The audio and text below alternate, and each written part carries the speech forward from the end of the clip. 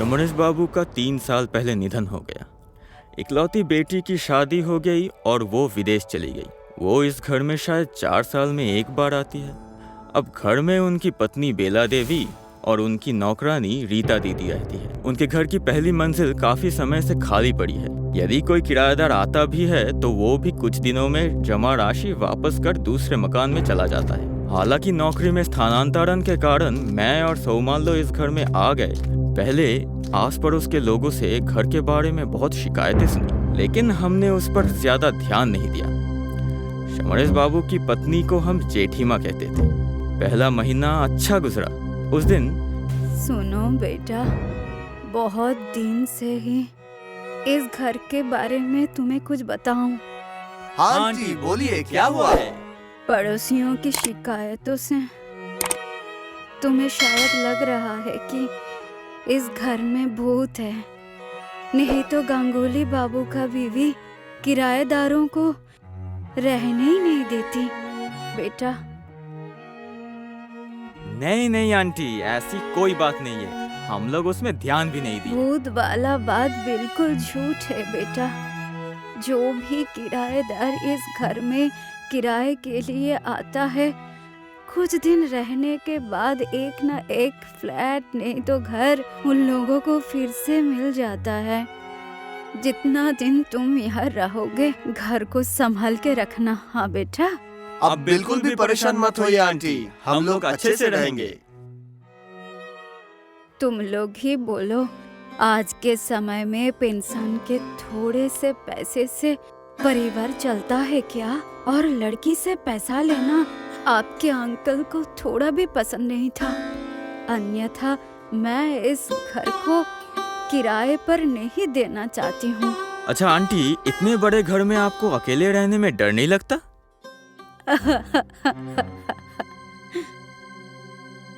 डर क्यों लगेगा भाई साहब? घर में रहते हुए 30 साल बीत गए। ये मेरी खुद की जगह थे, लेकिन पहले थोड़ा डर लगता था। ये बहुत पुरानी बात है। ये सब तुम लोगों का काम की बात नहीं।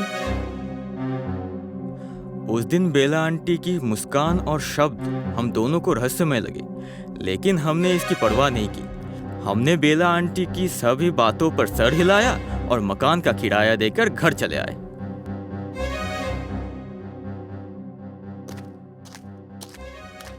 मुझे पहले से ही लिखने का शौक रहा है। दिन भर दफ्तर में काम करने के बाद घर लौटकर रात को बैठ के यही थोड़ी साहित्य चर्चा कर लेता हूँ। मुझे शांति मिलती है। मैं पहले फ्लोर पर अकेला था, क्योंकि सोमालो कुछ दिन के लिए घर गया हुआ था।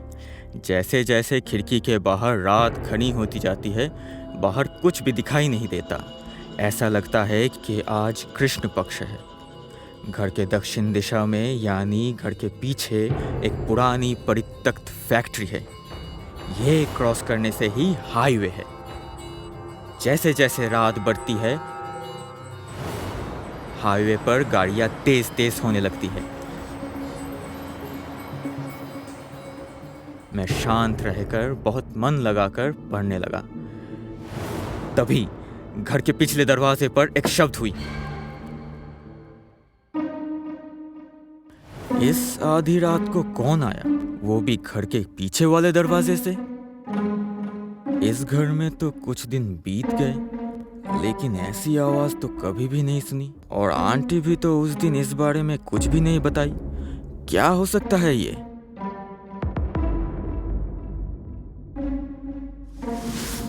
आधा घंटा बीत जाने के बाद वो आवाज फिर से सुनाई दी, और इस बार आवाज बहुत तेज थी। अब सच में मुझे थोड़ा डर लगने लगा। दिमाग में उल्टे सीधे ख्याल आने लगे। क्या अभी दरवाज़ा खोलना ठीक रहेगा? नहीं, रात को अकेले जाना ठीक नहीं होगा। क्या मैं एक बार आंटी को फ़ोन करूं? नहीं, उन्हें इतनी रात को नहीं जगाना चाहिए।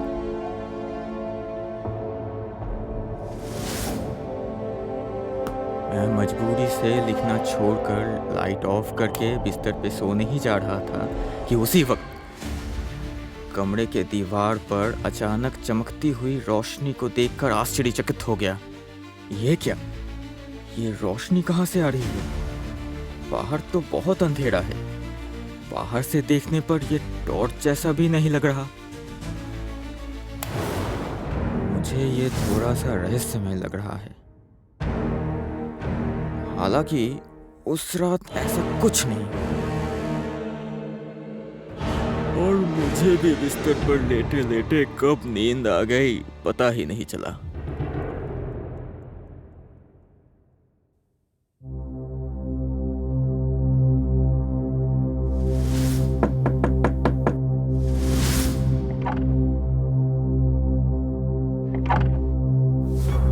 भैया, एक बार समरेश बाबू को बुला देंगे? समरेश बाबू?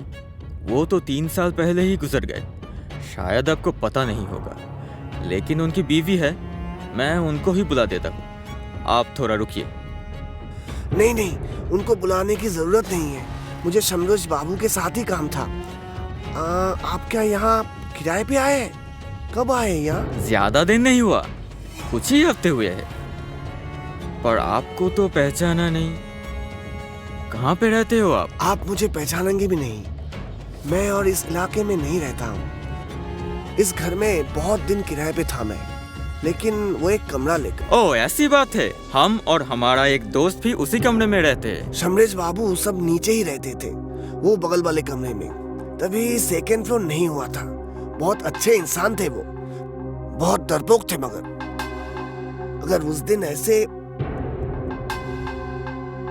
मैं तो समरेश अंकल को देखा ही नहीं। जो बताया आंटी ने ही बताया। ये खबर सुनकर बहुत दुख पहुंचा। हाँ, एक बात, अब किराएदार है इसीलिए बोल रहा हूँ, सबको मत बताइएगा। अरे नहीं नहीं, आप बोल सकते हैं मुझे। ये मकान के पीछे वाला जो दरवाजा है ना, वहाँ से आधी रात को कभी कभी आवाज आता है। और ये घर में आधी रात को पूरा अंधेरा छा जाता और एक रोशनी घर पे आता है और वो रोशनी घूमता रहता है। मैं यहाँ किसी को पहचानता नहीं ना, वही बात है। नहीं नहीं, आज नहीं, आज मुझे थोड़ा जल्दी है, और किसी दिन बैठेंगे हम। अरे भाई साहब, जब आपसे बातचीत हो ही गई है तो आपत्ति किस बात की? बल्कि आप मुझे एक गिलास पानी पिला दीजिए। जो गर्मी है ना, क्या बताऊं।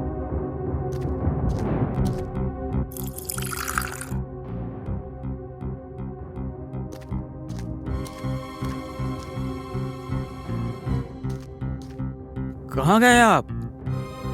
मैं पानी का गिलास लेकर आया और देखा कि वहाँ कोई नहीं है। मैं बाहर गया और उसकी तलाश की, लेकिन वो गायब हो गया था। मैं बहुत आश्चर्य था। एक बार तो मैंने ऊपर जाकर बेला आंटी को इसके बारे में बताने की कोशिश भी की, लेकिन तभी एक ज़रूरी फ़ोन आया और मामला मेरे दिमाग से निकल गया।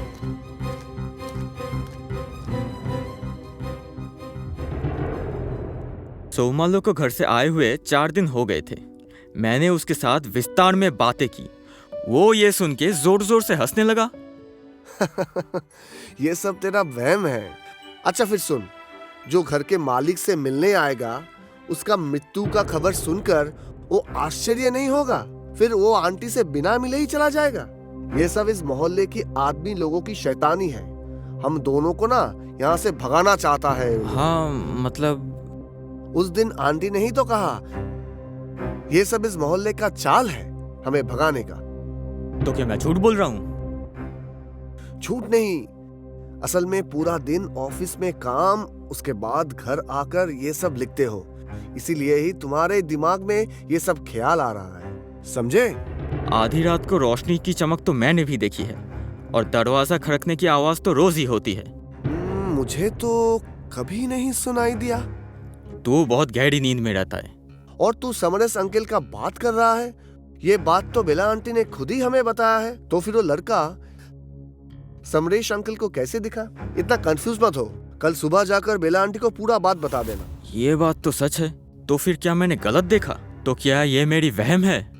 अरे इतना मत सोच, इतना मत सोच, चुपचाप खाना खा। रात हो गया है, खाना खा, कल सुबह देखेंगे, कल सुबह का, ठीक है? चल अभी खाना खा, ठीक है? इतना मत सोच।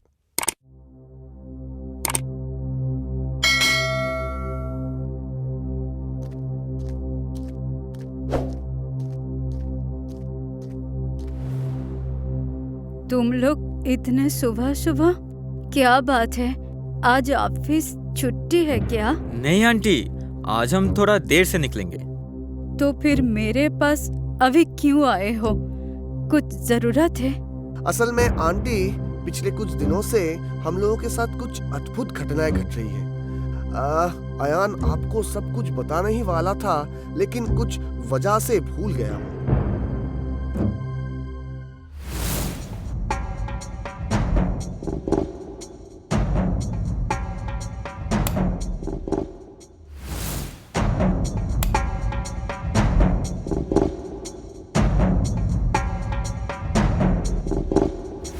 सब कुछ सुनने के बाद आंटी थोड़ा आश्चर्य हुई। तुम लोगों को डर लग रहा है क्या? मुझे इसी बात का डर था कि कहीं वो लड़का बाकी किराएदारों की तरह तुम्हें भी डरा कर इस घर से न निकाल दे। वही डर था मुझे। इसका मतलब आपको इसके बारे में सब कुछ पता था? ये जान के भी आप हम लोगों से सब छुपाई? ये घटना काफी समय पुरानी है। तब तुम लोगों के अंकल जीवित थे। तब हमने ये जमीन खरीदे और एक मंजिला घर बनाया, किंतु हम असामाजिक तत्वों की हिंसा बर्दाश्त नहीं कर सके। वो दिन अमावस्या की रात थी। हम काफी देर से सोने गए। पुलिस से भागता हुआ एक असामाजिक युवक ने अपनी जान बचाने के लिए हमारे घर के पीछे वाला दरवाजा खटखटाया। कई बार खटखटाने के बावजूद हमने डर के मारे दरवाजा नहीं खोला। अगले सुबह हाईवे के किनारे एक जवान लड़के का लाश पड़ा मिला और उसे देखकर आस पड़ोस के लोगों ने भीड़ जमाया। आपको कैसे पता चला कि उस लड़के ने ही एक रात पहले आप लोगों के घर का दरवाजा खटखटाया था? हमें नहीं मालूम था कि तुम्हारे अंकल उस रास्ते से ही बाजार से लौट रहे थे। इतने सारे लोग और पुलिस की भीड़ को देखकर कोई भी कह सकता है कि लड़के की मौत पुलिस के हाथों नहीं हुई है। एक सड़क दुर्घटना में उनकी मृत्यु हो गई। पड़ोसियों के घरों का दरवाजा खटखटाने के बाद भी जब किसी ने जान बचाने के लिए दरवाजा नहीं खोला तो वो हाईवे की तरफ भाग रहा था। हाईवे के सामने आते ही उसकी नजर एक ट्रक पर पड़ी जिसके हेडलाइट जल रही थी। उसने सोचा कि वो सड़क पार करने में सक्षम होगा, लेकिन उसे ये उम्मीद नहीं थी कि भारी बोझ उसे कुचल देगा। लड़के का नाम रिजू था। कॉलेज में पढ़ाई की। 2 दिन बाद ये घटना अखबार में छपी। मुझे नहीं पता कि ऐसा लड़का इन गतिविधियों में कैसे शामिल हो गया। वो लड़का क्या सच में एंटी सोशल था? हमने बाद में जानने की कोशिश नहीं की। हालांकि लड़के को देखने के बाद तुम्हारे अंकल का भी डर खत्म हो गया था और उन्होंने केवल इतना कहा, अगर दरवाजा खुला होता तो लड़का नहीं मरता। लेकिन इस घटना के साथ आधी रात और रोशनी का क्या संबंध? वो लड़का मर गया, परंतु तुम्हारे अंकल का साथ नहीं छोड़े। वो अक्सर उसे दिखाकर सामने के दरवाजे से सामने आकर खड़ा हो जाता था। हालांकि उसके मरने के बाद मैंने किसी और से नहीं सुना कि वो लड़का किसी और को दिखाई दिया हो, लेकिन कई किराएदारों ने मुझे आधी रात में दिखाई देने वाली रोशनी की चमक के बारे में बताया है। आपने इस समस्या को खत्म करने के लिए दूसरा कोई उपाय क्यों नहीं लिया? हर कोई कहता है कि उस लड़के के आत्मा अभी भी रात को उस हाईवे पर चलता है और ड्राइवर को हाथ दिखाकर रोकने की कोशिश करता है। इस हादसे के बारे में हर कोई जानता है। तो क्या रीजू ही समरेश बाबू का नाम लेके हमसे मिलने आया था और वहां से पलक झपकते ही गायब हो गया? अरे तुम फिर से भूतों के बारे में लिख रहे हो, तो हो सकता है इतने समय बाद दोबारा तुम्हारे सामने वो आए। तुम लोग डरो मत बेटा, वो तुम्हें कोई हानि नहीं पहुंचाएगा। ये घर मत छोड़ो बेटा। समरेश अंकल के बाद रीजू मुझको ही दोबारा क्यों मिले?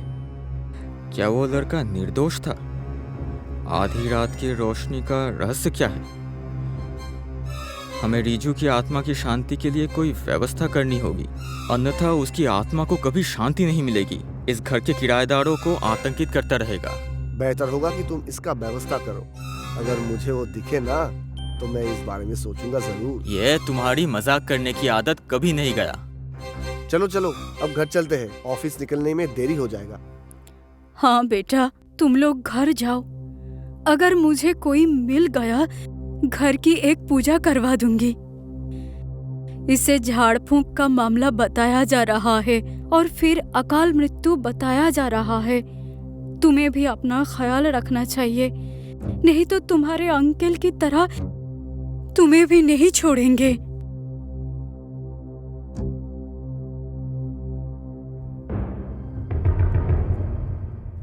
मुझे इसका कारण जानना ही होगा। रीजू को मैं भूल नहीं सकता। वो मुझे क्यों दिखाई दिया? मुझे इस रोशनी का कारण ढूंढना ही होगा। रीजू क्या मुझे कुछ बताना चाहता है?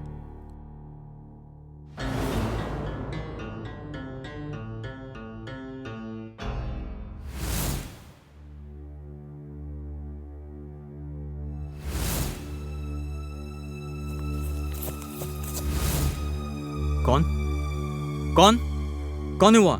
कौन? मेरे सामने आओ। मैं डर नहीं रहा। कुछ बोलना हो तो मुझे बोल सकते हो। सामने आओ। मेरा क्या कसूर था? मैंने क्या किया था? मैं समाज को बदलना चाहता था। मुझे लगा कि ये सबके लिए अच्छा होगा, लेकिन प्रशासन के लोग मुझे दुश्मन समझते थे। मैं उस रात सभी के घर गया और आश्रय मांगा। मैं सुरेश अंकल के पास भी गया था, कोई जगह नहीं दिया। इसके वजह उसने पुलिस को बुला दिया। मैं पीछे वाले दरवाजे से हाईवे की तरह भागा। आगे बड़ा मोड़ है, असल में उस तरफ की गली दिखाई नहीं देता है। वो एक बड़ा गाड़ी आगे आए। उस दिन भी ऐसा ही हुआ। एक लॉरी आ गया सामने। जैसे ही हेडलाइट की तेज रोशनी सामने आई, सब कुछ अंधेरा हो गया और फिर ये सब खत्म हो गया। आप क्या चाहते हो मुझसे? स्पीड ब्रेकर लगाने के लिए बोलिए। मैं आपके लिए क्या कर सकता हूँ? और बड़े लाइट भी, तभी ऐसी घटनाएं कम घटेगी। मेरी तरह किसी की दुर्भाग्य नहीं होगा। ठीक है, मैं कल ही जाकर डिपार्टमेंट से बात करूंगा और इसका इंतजाम करूंगा। रीजू तुरंत मेरे वादे से सहमत होकर गायब हो गया। मैंने अगले ही दिन ऑफिस से बात की और सड़क पर स्पीड ब्रेकर और लाइट की व्यवस्था कर दी। इस जगह, हाँ यहाँ पर, हाँ थोड़ा ब्रेकर ऊंचा कर दो। आखिरी बार मैंने रीजू को उस दिन सड़क के पार देखा था। उसके चेहरे पर मुस्कान थी। उसके बाद मैंने फिर उसे कभी नहीं देखा। काफ़ी समय से वो सभी को यही बताना चाहता था कि वहाँ पर एक स्पीड ब्रेकर होना चाहिए, नहीं तो उसके जैसे दूसरों का भी एक्सीडेंट हो सकता है। उसके बाद मैं 1 साल तक उस घर में रहा। कई रातों तक जाग कर इंतज़ार किया कि रीजू कब आएगा। उसने सचमुच अपनी बात रखी, वो नहीं आया। मैंने उनके बारे में कई कहानियाँ लिखी, बहुत सारे लिखे। जब मैं हर बार लिखने के बाद थक कर सो जाता था, तो सुबह उठकर देखता था कि किसी ने नोटबुक पर एक फूल छोड़ दिया है।